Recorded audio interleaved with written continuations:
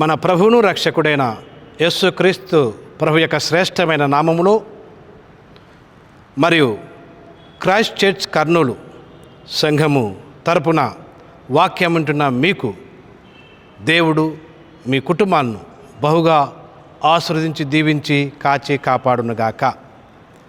ఈ దినం మన యొక్క అంశము దేవుని ప్రేమ అనగా సామెతల గ్రంథము 10వ అధ్యాయము 12వ వచనం మనం గమనిస్తే, పగ కలహమును రేపును, ప్రేమ దోషములన్నిటినీ కప్పును అని వ్రాయబడినది. అనగా ఈ వాక్యములో మనము దేవుని ప్రేమ అనేక మాటను మనం ధ్యానించుచున్నాం. ఈ లోకంలో ప్రేమ అనే మాటకు నిర్వచనాలు, భావాలు చాలా రకాలుగా ఉన్నవి.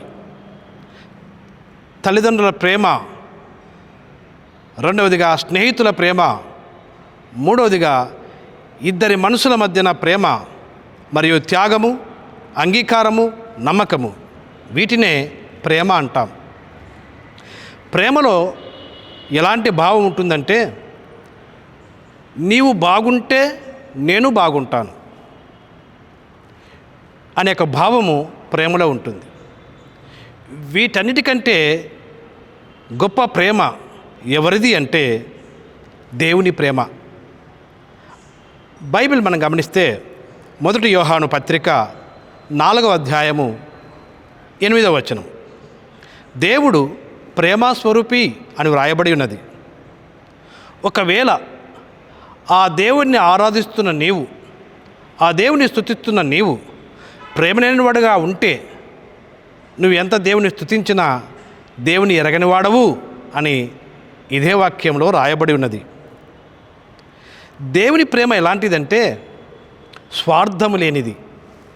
ఈ లోకంలో మనుషులు నిన్ను ప్రేమించాలి అంటే, నిన్ను అభిమానించాలి అంటే నీకు అందమైన ఉండాలి,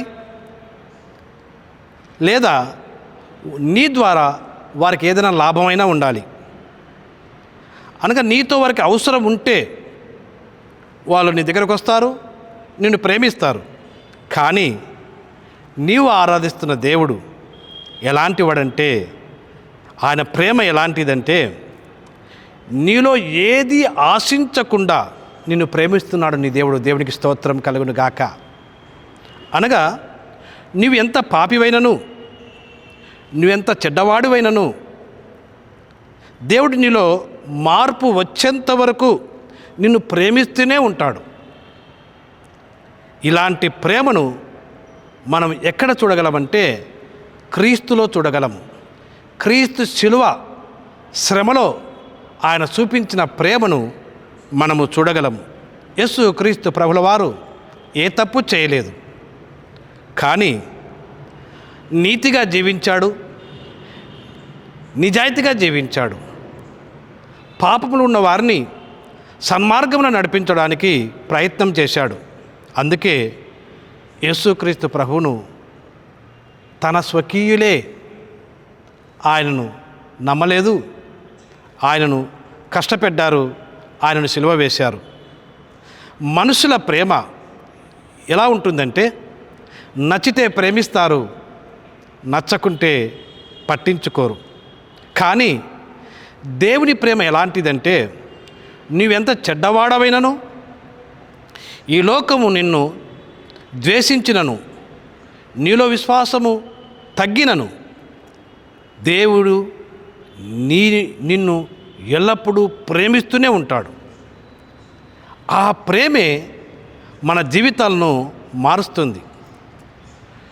నీవు దేవునికిని నీ కుటుంబానికిని ఎంత విరుద్ధంగా పాపము చేసినను, దేవుని ప్రేమ నిన్ను ఎప్పటికైనాను మారుస్తుంది. తప్పకుండా నీ జీవితాన్ని ఆయన సరిదిద్దుతాడు. ప్రేమలో ఏమైనా పరిమితి ఉందా అంటే పరిమితి లేదు. దేవునికి ప్రేమించడానికి ఆటంకాలు ఉండవు. ఎందుకంటే దేవునికి కులం లేదు, మతము లేదు, ప్రాంతీయ భేదము లేదు, వర్గములు ఉండవు. ఎందుకంటే దేవుడు సర్వాంతర్యామి. కావున ఈ సృష్టిని ఆయన ప్రేమిస్తున్నాడు. దేవుని దృష్టిలో నువ్వు ధనవంతుడవు, బీదవు, నీతిమంతుడు అని భేదం లేదు. నువ్వు ఆరాధిస్తున్న దేవుడు కేవలము ప్రేమా స్వరూపి. కావున ఆయన నీలాగా లేదా ఆయన లాగా నువ్వు జీవించాలనేదే దేవుని యొక్క ఆశ. దేవుడు నిన్ను ఎంతగా ప్రేమించాలని అనుకుంటున్నాడో, దేవుడు నిన్ను ఎంతగా ప్రేమించాలని నువ్వు అనుకుంటున్నావో అలాగనే నీవు కూడా ఇతరులను ప్రేమించాలి. బైబిల్ మనకేం నేర్పిస్తుంది?